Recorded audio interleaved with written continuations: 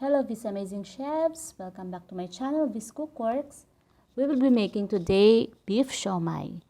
Here are the ingredients: onion, garlic, carrots, an egg, pepper and salt. Of course, we will be needing ground beef. First, we will grate the carrots, same with the garlic and then onion.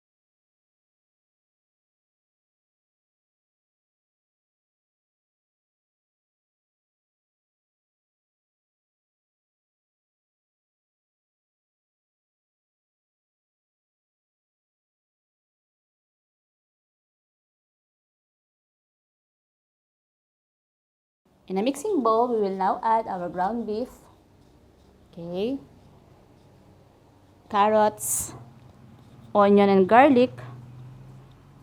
Let's add our egg, also the oyster sauce, and season it with salt and pepper.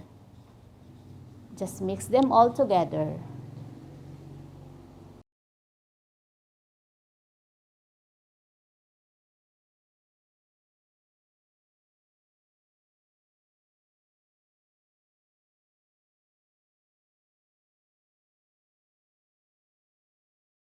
Next, get the wonton wrapper and put some mixture, then fold it on the side of the wrapper. Do it like this, guys.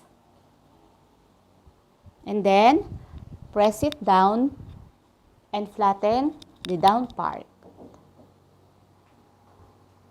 Slowly press there. You see? And then we will steam this for 20 to 25 minutes. Make sure our steamer is brushed with an oil. Okay. Next, we will make our spicy sauce. Okay. Combine the oil, the garlic. We will now brown this, okay. Then,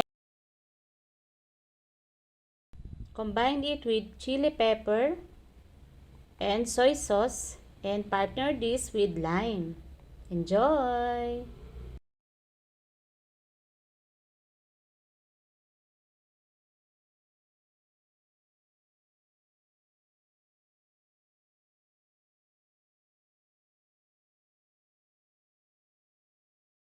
Thank you for watching, amazing chefs. Until next time.